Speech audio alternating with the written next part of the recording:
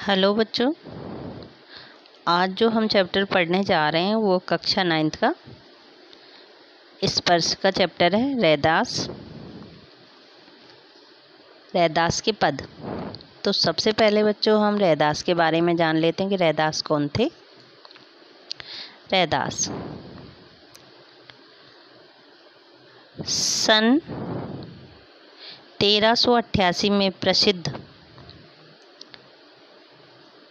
कवि रैदास का जन्म हुआ था बनारस में, और सन 1558 में ही इनका निर्वाण बनारस में ही हुआ। सिकंदर लोधी ने रैदास की ख्याति से प्रभावित होकर इन्हें दिल्ली आने का निमंत्रण भेजा था। मध्ययुगीन साधकों में रैदास का विशिष्ट स्थान है। कबीर के समान ही बिल्कुल ये रैदास भी अच्छे संतों की कोटि में गिने जाते हैं। रैदास जो थे मूर्ति पूजा, तीर्थ यात्रा के आडंबरों और कर्म कांडों के आडंबरों पर विश्वास नहीं करते थे। यह व्यक्ति की आंतरिक भावनाओं और आपसी भाईचारे को ही अपना सर्वश्रेष्ठ धर्म मानते थे। बच्चों, उनकी रचनाएं हैं जिसमें इनकी जो एक रचना मिलती है वो है गुरु ग्रंथ साहब में संग्रहित है। इनकी रैदास के पद जो हैं, इनकी जो भाषा शैली है अवधी, राजस्थानी, खड़ी बोली, उर्दू आदि इनकी भाषा शैलियों में उर्दू, फारसी आदि के शब्द आते हैं बच्चों। तथा उपमा उनके सर्वप्रिय, उपमा, रूपक अलंकार इनके सबसे अच्छे अलंकार रहे हैं। सीधे सरल पदों में संत कवि ने हृदय के भाव सफाई से प्रस्तुत किए हैं। इनका आत्मनिवेदन, दैन्य भाव और सहज भक्ति पाठक के हृदय को उद्वेलित करती। और इनके जो बताए थे मैंने अभी पहले भी, इनके जो पद हैं 40 पद हैं, वो गुरु ग्रंथ साहब में संग्रहित है।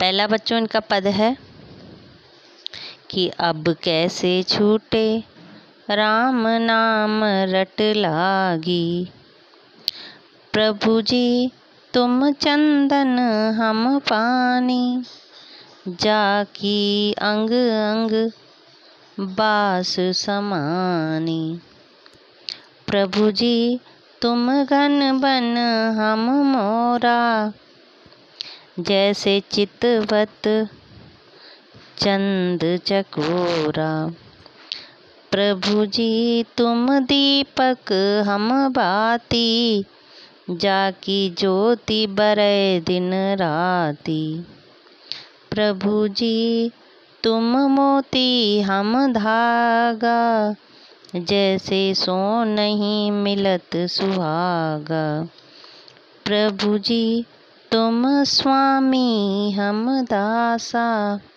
ऐसी भक्ति करे रैदासा।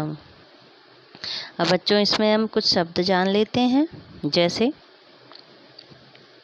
जाकी, ये शब्द रही यहाँ पे, जाकी यानी जिसकी। बास सुगंध या महक भी कहते हैं हम उसको बच्चों। समानी यानी बस जाना या समा जाना। बाती,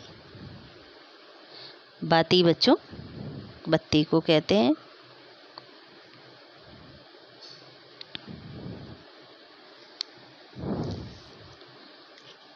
आगे बच्चों यहाँ पे दे रखा है, देखो, बरय माने जलना, दिन राति दिन और रात, सोनहि यानी स्वर्ण, सोने को कह रहे हैं, सुहागा यानी सोने को जब हम शुद्ध करते हैं ना, उसमें पदार्थ एक मिलाया जाता है, उसे हम सुहागा कहते हैं। स्वामी मालिक को कहा गया है, और दासा दास यानी सेवक। अब बच्चों इसका हम भावार्थ जान लेते हैं कि प्रस्तुत पद में संत कवि रैदास अपने को दीनहीन तथा प्रभु को समर्थ, संपूर्ण समर्थ या सर्वगुण संपन्न मानकर कहते हैं कि हे प्रभु, मुझे तो आपके नाम की रट लग गई है, जो अब किसी तरह छूट नहीं सकती। प्रभु जी, आप तो चंदन हो और मैं पानी हूँ, अर्थात जैसे पानी के साथ मिलकर घिसने पर ही चंदन का रंग क्या होता है बच्चों, निखरता है, उसी प्रकार भक्तों से प्रभु की महत्ता बढ़ जाती है, उनका प्रभु का महत्व बढ़ जाता है। प्रभु के चंदन रूप की सुगंध मेरे अंग अंग में समाई है, अर्थात रोम रोम में व्याप्त हो गई। हे प्रभु, आप तो घन यानी बादल हो और मैं जंगल में रहने वाला मोर हूँ।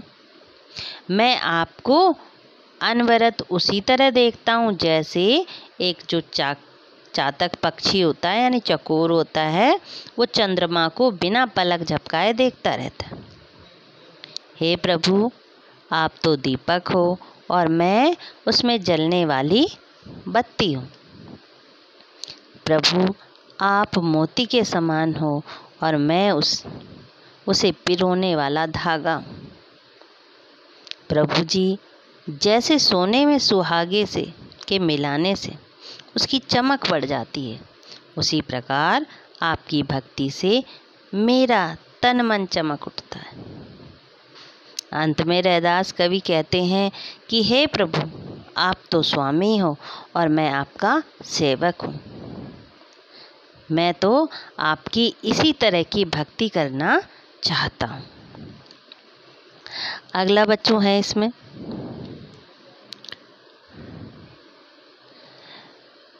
कि ऐसी लाल तुझ बिनु कौन करे, गरीब निवाज गुसैया मेरा माथे छत्रु धरे। जाकी छोटी जगत कहूँ लागे, ता पर तुम्ही डरे। नीच हूँ उच्च करे मेरा गोविंद हूँ, काहू ते न डरे। नामदेव कबीरु त्रिलोचनु, सधुना सैनु तरे। कही रविदासु सुनो रे संतों, हर जीव ते सभय सरे। बच्चों इसमें कुछ शब्द जान लेते हैं। जैसे बच्चों यहाँ आया एक शब्द लाल, कौन, लाल मीन्स स्वामी, कौन मीन्स कौन, गरीब निवाज यानी दीन दुखियों की का भला करने वाले, गोसैया गोस्वामी या स्वामी को कह सकते हैं,